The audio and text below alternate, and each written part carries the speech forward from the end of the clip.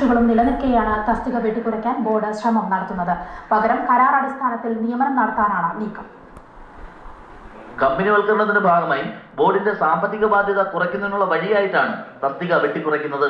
നിലവിലുള്ള ഒഴിവുകളിൽ പൂർണ്ണമായും നിയമനം നടത്താതെ ഭാഗിക നിയമനം നടത്തുകയാണ്. ബാക്കി ഒഴിവുകൾ ഉപേക്ഷിക്കുകയും ചെയ്യുന്നു. ഇലക്ട്രിക്കൽ സബ് എഞ്ചിനീയർമാരുടെ 494 ഒഴിവുകളാണുള്ളത്. ഇലക്ട്രിക്കൽ അസിസ്റ്റന്റ് എഞ്ചിനീയറുടെ 233 ഒഴിവും സിവിൽ എഇമാരുടെ 121 ഒഴിവും വർഷങ്ങളായി നിലനിൽക്കുന്നു. സിവിൽ സബ് എഞ്ചിനീയറുടെ 14 ഒഴിവും മീറ്റർ റീഡറുടെ 922 ഒഴിവുകളുമാണുള്ളത്.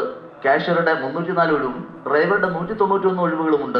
മസ്ദൂർ വിഭാഗത്തിൽ 1033 ഒഴിവുകളാണ് നിലനിൽക്കുന്നത്.